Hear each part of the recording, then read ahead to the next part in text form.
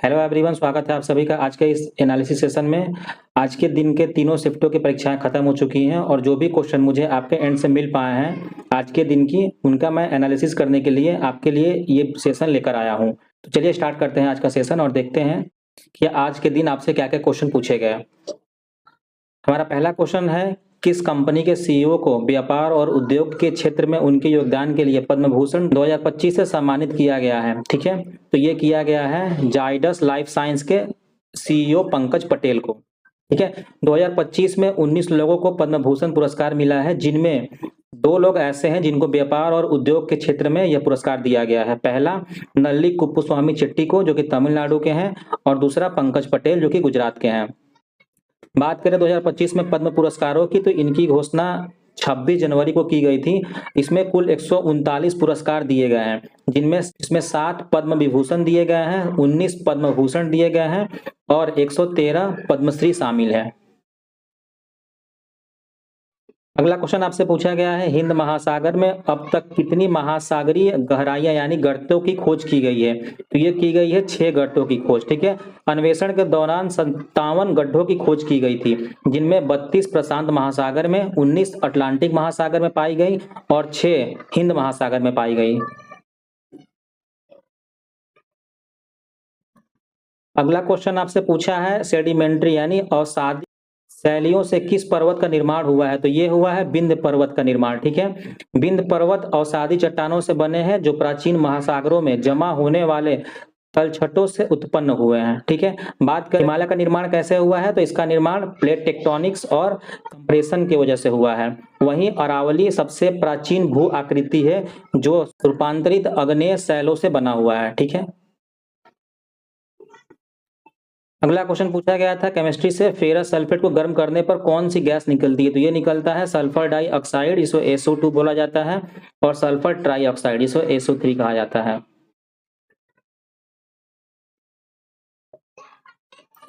अगला क्वेश्चन है, हाल ही में केरल में कौन सी ग्लोबल समिट 2025 का आयोजन हुआ है? तो ये हुआ है इन्वेस्ट केरल ग्लोबल समिट 2025। ठीक है, इसका मुख्य उद्देश्य क्या है? इसका मुख्य उद्देश्य है केरल में अग्रणी वैश्विक निवेश केंद्र बनाना। और ये कब से कब आयोजित किया गया था? ये किया गया था 21 से 22 फरवरी को Lulu international convention centre Bolgatty Cochin में इसका आयोजन हुआ था। अगला क्वेश्चन आपसे पूछा गया था, भारतीय राज्यों में वयस्क साक्षरता में काफी विभिन्नताएं क्यों हैं? ठीक है, आपसे स्टेटमेंट बेस्ड क्वेश्चन पूछा गया था जिसका आंसर आपका सही हो जाता। भारतीय राज्यों में वयस्क साक्षरता दर में विभिन्न में के कई कारण हैं, जिसमें ऐतिहासिक, सामाजिक, आर्थिक और भौगोलिक कारक शामिल हैं। ठीक है, बात कर लेते हैं इन कारणों में प्रमुख कारण क्या हैं। जैसे कि ऐतिहासिक कारण की बात करें तो इसमें औपनिवेशिक विरासत, सामाजिक संरचना और क्षेत्रीय असमानता मुख्य कारण है। सामाजिक कारण में गरीबी, लैंगिक भेदभाव और जातिगत भेदभाव। ठीक है, वहीं आर्थिक कारण में अपर्याप्त बुनियादी ढांचे, शिक्षा का महत्व। अगला है भौगोलिक कारण, जिसमें दूरस्थ क्षेत्र, ग्रामीण शहरी विभाजन प्रमुख कारण है। ठीक है, अगला क्वेश्चन पूछा गया है, 2025 में राइटर्स एसोसिएशन द्वारा फुटबॉलर ऑफ द ईयर पुरस्कार किसे मिला है? तो ये दिया गया है मोहम्मद सलाह को। ठीक है, और यह पुरस्कार इन्होंने तीसरी बार जीती है। अगला क्वेश्चन है, फूलों वाली बौछार यानी ब्लॉसम फ्लावर केरल में किस खेती में से संबंधित है? तो ये संबंधित है कॉफी से। अगला क्वेश्चन है, अस्थाई चारागाह और चारागाह भूमि किसके अंतर्गत आती है? तो ये आती है कृषि भूमि के अंतर्गत। ठीक है, क्योंकि इसका उपयोग सीधे पशुपालन और कृषि आधारित आजीविका से जुड़ा होता है। अगला क्वेश्चन पूछा गया था, उच्च न्यायालय के न्यायाधीशों का स्थानांतरण कौन करता है? तो ये संविधान के अनुच्छेद 222 के अनुसार इसका स्थानांतरण राष्ट्रपति के द्वारा किया जाता है। भारत के मुख्य न्यायाधीश से परामर्श करने के बाद किसी न्यायाधीश को एक उच्च न्यायालय से दूसरे उच्च न्यायालय में स्थानांतरित कर सकते हैं। अगला क्वेश्चन कंप्यूटर से पूछा गया था, कंट्रोल प्लस टैब का उपयोग किसके लिए किया जाता है? तो कंट्रोल प्लस टैब का उपयोग आमतौर पर वेब ब्राउजर में खुले टैब के बीच स्विच करने के लिए किया जाता है। ठीक है, और ये मोस्ट रिपीटेड क्वेश्चन है RRB NTPC अंडर ग्रेजुएट का। अगला क्वेश्चन पूछा गया है, भारत के 52वें मुख्य न्यायाधीश कौन है? तो ये है न्यायमूर्ति भूषण रामकृष्ण गवई। अगला क्वेश्चन है, 6 से 14 वर्ष के बच्चों के लिए मुफ्त और अनिवार्य शिक्षा का अधिकार भारत में एक मौलिक अधिकार है। यह संविधान के किस अनुच्छेद में दिया गया है? तो ये दिया गया है अनुच्छेद 21A में, ठीक है। और ये शिक्षा का अधिकार अधिनियम 2009 के द्वारा सुनिश्चित किया गया था और ये 86वें संविधान संशोधन के द्वारा इसको जोड़ा गया था। और 86वां संविधान संशोधन किस वर्ष हुआ था? ये हुआ था वर्ष 2002 में। अगला क्वेश्चन है, बौद्ध धर्म भारत में कब शुरू हुआ था? तो ये शुरू हुआ था 6ठी शताब्दी ईसा पूर्व में। अगला क्वेश्चन है, भारत में मंत्री परिषद का गठन कौन करता है? तो अनुच्छेद 75 के अनुसार भारत के राष्ट्रपति द्वारा मंत्री परिषद की नियुक्ति से संबंधित है, ठीक है। मंत्री परिषद राष्ट्रपति को उसके कार्यों के अभ्यास में सहायता और सलाह देती है। यह भारतीय राजनीति में सर्वोच्च कार्यकारी निकाय का प्रतिनिधित्व करता है। इसे कैबिनेट भी कहा जाता है, जहां अधिकांश कार्यकारी निर्णय लिए जाते हैं। अगला क्वेश्चन है, मंत्रिमंडल यानी कैबिनेट और मंत्री परिषद यानी काउंसिल ऑफ मिनिस्टर के बीच मुख्य अंतर क्या है? तो मंत्रिमंडल एक छोटा निकाय है जिसमें केवल कैबिनेट मंत्री शामिल होते हैं, जबकि मंत्री परिषद एक बड़ा निकाय है जिसमें कैबिनेट मंत्री, राज्य मंत्री और उप मंत्री तीनों शामिल होते हैं, ठीक है। मंत्रिमंडल मंत्री परिषद का ही एक भाग है और यह सरकार की नीतियों और निर्णयों को बनाने और लागू करने में महत्वपूर्ण भूमिका निभाता है। अगला क्वेश्चन है, सूचना का अधिकार RTI राइट टू इंफॉर्मेशन अधिनियम किस पर लागू होता है? तो सूचना का अधिकार अधिनियम भारत में सार्वजनिक प्राधिकरणों यानी पब्लिक अथॉरिटीज पर लागू होता है। इसका उद्देश्य नागरिकों को सरकारी मामलों में पारदर्शिता और जवाबदेही सुनिश्चित करना है।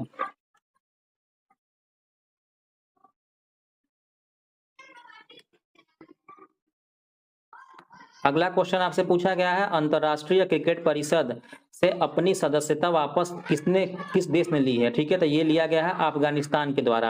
अफगानिस्तान ने महिलाओं के साथ होने वाले उत्पीड़न के विरोध में ICC के एक दिवसीय क्रिकेट मैचों से अपनी सदस्यता वापस ले ली है। अगला क्वेश्चन पूछा गया था, कूका आंदोलन जिसे नामधारी आंदोलन के रूप में भी जाना जाता है, यह किस प्रांत में हुआ था? तो यह हुआ था पंजाब में और यह 19वीं शताब्दी में हुआ था, जिसका नेतृत्व बाबा राम सिंह के द्वारा किया गया था। अगला क्वेश्चन है, बिरसा मुंडा किस आंदोलन से संबंधित है? तो ये संबंधित है उलगुलान आंदोलन से, जिसे मुंडा विद्रोह के नाम से भी जाना जाता है और ये वर्ष 1895 में बिहार और झारखंड प्रांत में स्टार्ट किया गया था। अगला क्वेश्चन है, यक्षगान कहाँ का लोक नृत्य है? तो ये है कर्नाटक का और कल के शिफ्ट में पूछा गया था भरतनाट्यम, ठीक है। तो ये जितने भी लोक नृत्य हैं आप इसको एक बार याद करके जाइएगा। अगला क्वेश्चन पूछा गया था, DG पिन किससे संबंधित? ठीक है, तो DG पिन इसका full form digital postal index number है, भारत के डाक सेवा द्वारा विकसित किया गया है, ठीक है। तो ये भारत के डाक सेवा संबंधित है, ये आपका सही आंसर हो जाता है। जिसमें IIT हैदराबाद और राष्ट्रीय रिमोट सेंसिंग सेंटर जो कि भारतीय अंतरिक्ष अनुसंधान संगठन का हिस्सा है, ठीक है, के सहयोग शामिल है इसमें। DG पिन एक डिजिटल पता प्रणाली है जो प्रत्येक 4x4 मीटर के क्षेत्र को एक 10 अक्षरीय अल्फा न्यूमेरिक कोड के द्वारा दर्शाती है। इससे स्थान को सटीक पहचान संभव होती है। अगला क्वेश्चन पूछा गया था, ई पासपोर्ट शुरू करने का उद्देश्य क्या है? तो ठीक है, तो इसका शुरू करने का उद्देश्य है सुरक्षा और पहचान को मजबूत करना। बात करें ई पासपोर्ट की, तो ई पासपोर्ट के अंदर एक RFID चिप लगी होती है जो धारक की बायोमेट्रिक जानकारी जैसे फिंगरप्रिंट और चेहरे की पहचान को सुनिश्चित रूप से संग्रहित करती है। इसमें पासपोर्ट धोखाधड़ी को रोकने में मदद मिलता है और अंतर्राष्ट्रीय सीमा पार करते समय पहचान सत्यापन तेजी और अधिक सुरक्षित होता है, ठीक है। इसके अलावा यह इमिग्रेशन प्रक्रिया को आसान और तेज बनाता है। अगला क्वेश्चन पूछा गया था, पिट्स इंडिया एक्ट 1784 ने किस निकाय की स्थापना की थी? तो इसके तहत बोर्ड ऑफ कंट्रोल की स्थापना की गई थी। इस अधिनियम ने ब्रिटिश सरकार को ईस्ट इंडिया कंपनी के मामलों पर अधिक नियंत्रण दिया था और एक दोहरी नियंत्रण प्रणाली स्थापित की थी। अगला क्वेश्चन आपसे पूछा गया था, शिक्षा को समवर्ती सूची में किस संविधान संशोधन द्वारा शामिल किया गया था? ये शामिल किया गया था 42वें संविधान संशोधन 1976 के द्वारा, ठीक है। इसमें 5 विषयों को राज्य सूची से समवर्ती सूची में स्थानांतरित किया गया था। यह 5 हैं: शिक्षा, वन, भार और माप, वन्यजीव और पक्षियों की सुरक्षा और उच्च न्यायालय और उच्चतम न्यायालय को छोड़कर सभी न्यायालयों के संगठन का, संविधान और न्याय का शासन, ठीक है। और ये समवर्ती सूची यानी कि ये तीनों सूची जितने भी हैं, स्टेट और समवर्ती और सेंट्रल का, ये किस अनुसूची में शामिल है? ये है 7th यानी 7वीं अनुसूची में शामिल। अगला क्वेश्चन है, भारतीय सिविल सेवा को संवैधानिक दर्जा कब प्राप्त हुआ? तो ये प्राप्त हुआ था 26 जनवरी 1950 को। भारत के संविधान को अपनाने के साथ ही इसको यह दर्जा प्राप्त हो गया था। राष्ट्रीय सिविल सेवा दिवस यानी नेशनल सिविल सर्विसेज डे हर साल 21 अप्रैल को मनाया जाता है। अगला क्वेश्चन आपसे पूछा गया था, कौन सी गैस मुख्य रूप से अम्लीय वर्षा के लिए जिम्मेदार होती है? तो आपके ऑप्शन में सिर्फ सल्फर डाइऑक्साइड था, इसलिए आपका करेक्ट आंसर सल्फर डाइऑक्साइड है। लेकिन मुख्य रूप से सल्फर डाइऑक्साइड और नाइट्रोजन ऑक्साइड दोनों ही गैस उत्तरदायी होती हैं, ठीक है। यह गैस वायुमंडल में मौजूद पानी और अन्य रसायनों के साथ प्रतिक्रिया करके सल्फ्यूरिक एसिड और नाइट्रिक एसिड बनाती हैं, जो अम्लीय वर्षा का कारण बनते हैं। अगला क्वेश्चन है, किस वर्ष में भाषाई आधार पर राज्यों का पुनर्गठन किया गया था? तो ये किया गया था 1956 में। और पहला राज्य कौन बना था? आंध्र प्रदेश, ठीक है। राज्य पुनर्गठन अधिनियम 1956 के तहत 1 नवंबर 1956 को भारतीय राज्यों का पुनर्गठन किया गया था। आंध्र प्रदेश को तेलुगु भाषी क्षेत्र हैदराबाद राज्य, जिसे तेलंगाना के नाम से भी जाना जाता है, इसके साथ मिलकर 1956 में आंध्र प्रदेश राज्य की स्थापना की गई थी। उसी तरह दक्षिण में केरल की स्थापना की गई थी और अन्य 3 राज्य उत्तर प्रदेश, बिहार, मध्य प्रदेश को भी स्थापित हिंदी भाषी क्षेत्र के रूप में किया गया था। और विस्तार के आधार पर बंगाल को, राजस्थान को, पंजाब को, इन 3 राज्यों का पुनर्गठन किया गया था। अगला क्वेश्चन आपसे पूछा है, स्वतंत्रता के समय भारत की लगभग कितने प्रतिशत जनसंख्या कृषि पर निर्भर थी? तो ये थी 75% जनसंख्या। अगला क्वेश्चन पूछा गया था, भारतीय संविधान का कौन सा अनुच्छेद सर्वोच्च न्यायालय के मूल क्षेत्राधिकारों को परिभाषित करता है? ये करता है अनुच्छेद 131। अगला क्वेश्चन पूछा गया था, पाकिस्तान का कौन सा प्रांत विवादों में रहा है? तो ये रहा है बलूचिस्तान, ठीक है। बलूचिस्तान में अलगाववादी आंदोलन, विद्रोह और मानवाधिकारों के उल्लंघन के आरोप लगते रहे हैं। इसके अलावा बलूचिस्तान में संसाधनों के असमान वितरण और राजनीतिक प्रतिनिधित्व की कमी में भी विवाद का कारण रही थी। अगला क्वेश्चन पूछा गया था, 2500 वर्ष पूर्व हड़प्पा काल की प्रसिद्ध कांस्य प्रतिमा कौन सी है? तो ये है डांसिंग गर्ल, जिसको नर्तकी भी बोला जाता है, ठीक है। यह मूर्ति मोहनजोदाड़ो में पाई गई एक प्रसिद्ध कांस्य प्रतिमा है। यह मूर्ति सिंधु घाटी सभ्यता की कला और धातु की कुशलता का एक उत्कृष्ट उदाहरण है। अगला क्वेश्चन है, E0 FIR पहल किसने शुरू की? तो ये शुरू किया गया है गृह मंत्रालय के अंतर्गत भारतीय साइबर अपराध समन्वय केंद्र, जिसको 14C के नाम से भी जाना जाता है। इसने E0 FIR पहल की शुरुआत की और इस पहल का उद्देश्य है उच्च मूल्य वाले साइबर धोखाधड़ी मामले को स्वचालित रूप से प्राथमिक FIR में परिवर्तित कर लेना, यानी वो मामले जो 10 लाख से अधिक के हैं, ठीक है, उनको ये क्या कर लेता है कि स्वचालित रूप से खुद से ही FIR में कन्वर्ट कर लेता है। अगला है, अजंता या एलोरा की गुफाएं की कुल संख्या कितनी है? तो अजंता की गुफाएं 29 हैं, जो सभी बौद्ध गुफाएं हैं, ठीक है। और एलोरा में टोटल 34 गुफाएं हैं, जो 17 हिंदू से संबंधित है, 12 बौद्ध गुफाएं हैं और 5 जैन गुफाएं शामिल हैं। अगला क्वेश्चन पूछा गया है, किसने एशियाई एथलेटिक्स चैंपियनशिप 2025 में पुरुषों की 10,000 मीटर और 5,000 मीटर दौड़ में पहला स्थान हासिल किया है? तो ये हासिल किया है गुलवीर सिंह ने। अगला क्वेश्चन पूछा गया था, किस वंश के राजा ने ब्राह्मणों को अनुदान में भूमि दी थी? तो ये दिया गया था सातवाहन वंश के द्वारा। और ये वंश किस राज्य में थी? ये थी आंध्र प्रदेश में, ठीक है। इन्होंने ब्राह्मणों को अनुदान में भूमि दी थी और सातवाहन वंश के जो राजा थे वो खुद भी ब्राह्मण थे। और सातवाहन वंश का संस्थापक कौन था? ये थे राजा सीमुक।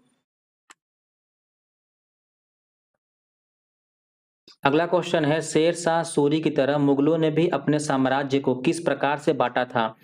तो शेरशाह सूरी ने भी मुगलों की तरह अपने साम्राज्य को परांगणों और जिलों में विभाजित किया था। उन्होंने प्रशासन को सुचारू रूप से चलाने और कर संग्रह को आसान बनाने के लिए ये व्यवस्था लागू की थी। आज का हमारा आखिरी क्वेश्चन है, 1954 में बना परमाणु ऊर्जा प्रतिष्ठान का नाम क्या है? तो 1954 में होमी जहांगीर भाभा ने परमाणु ऊर्जा प्रतिष्ठान ट्राम्बे में इसकी स्थापना की थी, ठीक है। 1966 में भाभा के निधन के बाद इस केंद्र का नाम बदलकर भाभा परमाणु अनुसंधान केंद्र यानी बार्क इसको कर दिया गया। तो ये था आज का हमारा एनालिसिस। अगर आपको आज का एनालिसिस पसंद आया है तो इसे अपने दोस्तों के साथ भी शेयर करें। तो चलिए कल फिर मिलते हैं एक नया एनालिसिस में, तब तक के लिए टेक केयर, बाय बाय।